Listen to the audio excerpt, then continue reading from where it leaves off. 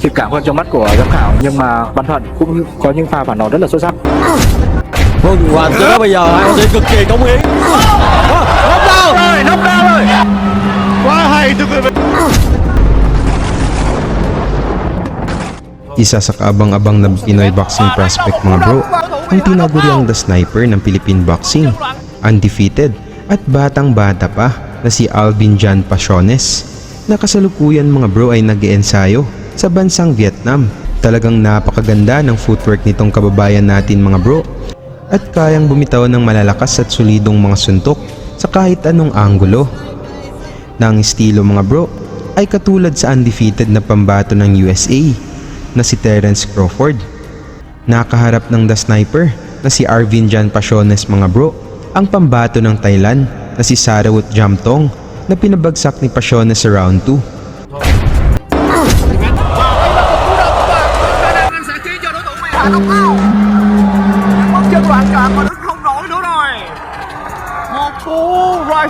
Marami sa mga Pinoy boxing fans ang di gaano kilala itong Pinoy boxing prospect na si Pasiones. Kaya sa video na ito mga bro, ating balikan ang laban ng tinaguriang The Sniper na si Pasiones kontra sa mas eksperyensyadong Thai boxer na si Adesak Kipiam. At ating saksihan mga bro kung paano tinapos ng 16 years old na si Pasiones itong pambato ng Thailand na si Adesak Kipiam sa round 4. Quá hay thưa quý vị. Sa mga gustong pumalpak mga tol, nirekomenda po ng inyong lingkod ang legit na betting site, ang 1xBet. May 6,000 bonus agad sa una nyong deposito. Nasa Pilipinas ka man o sa ibang bansa, napakadali lang mag-register. I-click nyo na lang ang link na nasa description at nakapin sa comment section. Gamitin nyo lang ang promo code na LPUNCH upang ma-avail nyo ang 6,000 bonus sa una nyong deposito. Dito pwede kang tumaya sa paborito mong sports gaya ng boxing, PBA, NBA, MPBL at marami pang sports. Dito sa 1xBet mga tol, may 6,000 bonus ka na. Napakadali pang mag-withdraw. Pwede mong gamitin ang GCash, Paymaya, Crypto at dapat maging responsable lang po tayo sa pagbet. Sa panimula pa lang ng unang round mga bro, makikita natin dito ang left and right combinations na ipinapatama ng Pinoy fighter para sa pambato ng Thai na si Kipiam. Và những giây đầu tiên là một trận đấu của sự kỷ luật và tốc độ.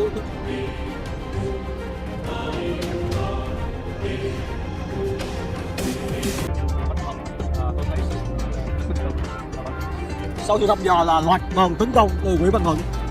Bên cạnh đó Adisak cũng phản đòn rất sơn đen là Nguyễn Văn Thuận, cũng phản đòn rất sắc bén. Có xin phép Adisak có khả năng Văn Thuận nên thay đổi mục tiêu tấn công liên tục. Hiện tại thì người làm chủ khu vực giữa sân đang là Nguyễn Văn Thuận. Văn Thuận liên tục ép sân. Sườn của nó đủ nữa quý vị. Nếu cô đánh như vậy thì biết thì người những hiệp xong. Đúng như chiến thủ gây khó khăn trong phần khó. Giống như Long đã nói, những đòn đánh có đi sót là những đòn cắt. Hiện tại cả hai bên đang canh đòn lẫn nhau. Chúng ta đang đi vào chứ. Một cái tay sau đó đốt tùng Văn Thuận thưa quý vị. Chung vào vùng bụng hơn và làm anh sơ hở vùng bọc. Vâng, đúng là như vậy, rất chiến lược. Tuloy pa rin ang mainit na palitan ng suntok galing sa dalawang boxers mga bro dito sa round 2. Mapapansin din natin dito na lumipat si Pasiones sa southpaw stance na parang si Terence Crawford para lituhin ang depensa ng kalaban.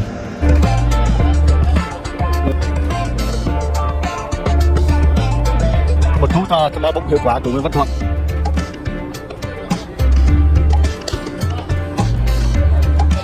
Adisak đã có dấu hiệu chậm lại. Vâng, và nhờ từ đầu lần đánh. Một cú to cho bóng hiệu quả của Nguyễn Văn Thuận. Tốc độ Văn Thuận đã gây khó khăn cho đối thủ trong việc phòng thủ. Sự kiện đến giờ, còn thấy Nguyễn Văn Thuận là võ sĩ có sử dụng Kết quả của những đòn đánh vào vùng bụng, hiệu quả của Văn Thuận cho Adisak bị tụt thể lực rồi. Có lẽ Văn Thuận đã tranh được liên tục đối thủ đánh vào không khí.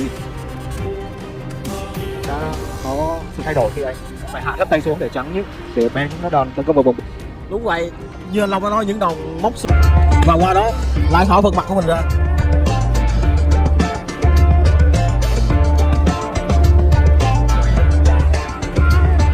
Vừa rồi một pha di chuyển cắt góc rất đẹp của Văn Thuận. 10 giây cuối cùng hiệp đấu thứ 3.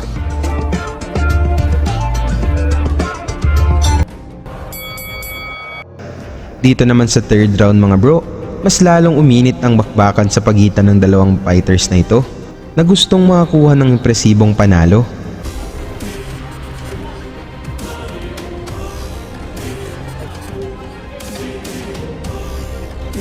Isaac đang biết mình đang bị vượt lên cho nên anh đã tổ chức tấn công ngay từ hiệp đấu thứ 3.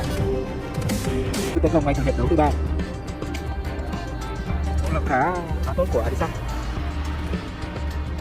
Có vẻ như anh đã tìm được lỗ hổng chiến thuật của Văn Thuận.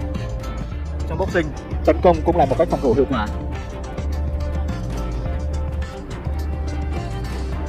Một pha đấu đòn hiệu quả của Nguyễn Văn Thuận. Nói ngược lại, hiện tại Isaac đang là người ép đài. Vì đó là cái giá phải trả khi dồn lên tấn công và quên mất phòng thủ. Lại là một cú đấm chính xác của Văn Thuận. Isaac thực sự đang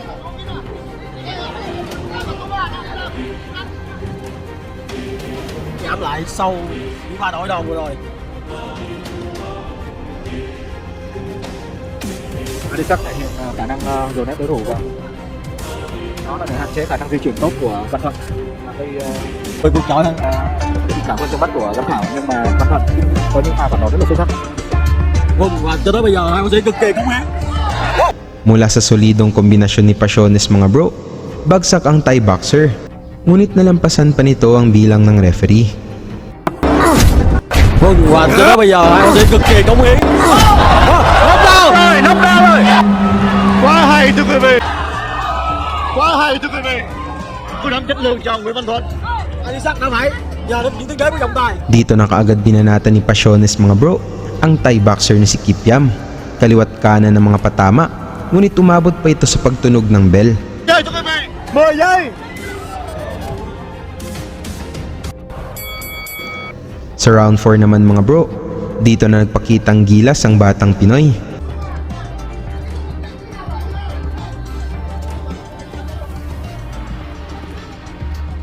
Pha tấn công ở vùng sườn và bụng của Văn Thuận ở những hiệp đầu đã được đền đáp ở những hiệp sau các bạn ạ.